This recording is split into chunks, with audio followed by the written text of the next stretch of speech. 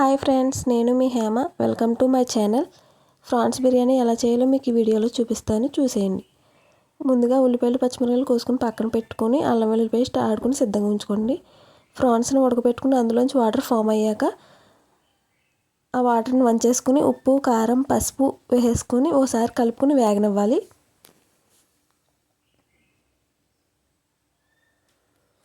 ఇలా ఓసారి కలుపుకున్న తర్వాత అందులోనే నూనె అల్లం వెల్లుల్లి పేస్ట్ వేసేసుకుని బాగా వేగనివ్వండి. కారం సరిపోలేదు కాబట్టి నేను మళ్ళీ యాడ్ చేసుకున్నాను. బాగా తిప్పుకొని బాగా వేగనివ్వండి పచ్చివాసన పోయేంత వరకు.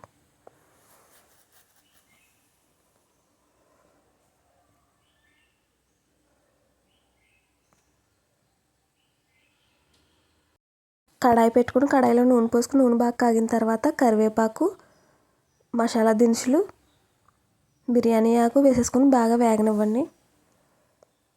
అవి వేగిన తర్వాత అందులోనే పచ్చిమిరకాయలు ఉల్లిపాయలు వేసేసుకుని వేగనివ్వాలి.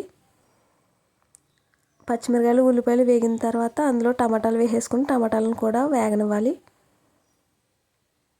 టమాటాలు వేగాక అందులో అల్లం వెల్లుల్లి పేస్ట్ వేసేసి పచ్చివాసన పోయేంత వరకు వేపుకోవాలి. బాగా వేపుకోవాలి. ఇప్పుడు వేసే మసాలా సీక్రెట్ మసాలా. ఈ మసాలా వివరాలు కనుక మీకు కావాలితే కమెంట్ బాక్స్లో కమెంట్ చేయండి, నేను మీకు త్వరలో వీడియో పెడతాను. ఆ మసాలా వేసేసుకొని బాగా కలుపుకున్నాక అందులోని ఫ్రాన్స్ వేసేసుకుని ఫ్రాన్స్ని కూడా బాగా వేగనివ్వండి. ఫ్రాన్స్ కూడా బాగా వేగాక అందులో బియ్యం వేసేసుకుని బియ్యాన్ని కూడా బాగా కలుపుకోవాలి. ఆ మసాలా బియ్యం బాగా కలిసేలా కలుపుకోవాలి.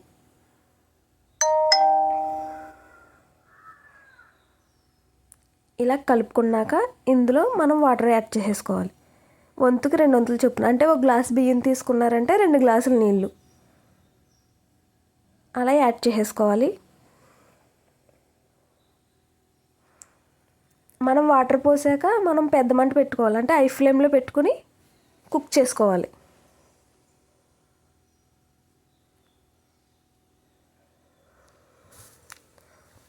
ఒకసారి కలుపుకొని ఉప్పు కూడా చూసుకుని ఉప్పు కూడా వేసేసుకొని చూసుకొని ఉప్పు కట్ట చూసుకోండి. ఫ్రాన్స్లో ఉప్పు వేసాం కాబట్టి చూసుకోండి.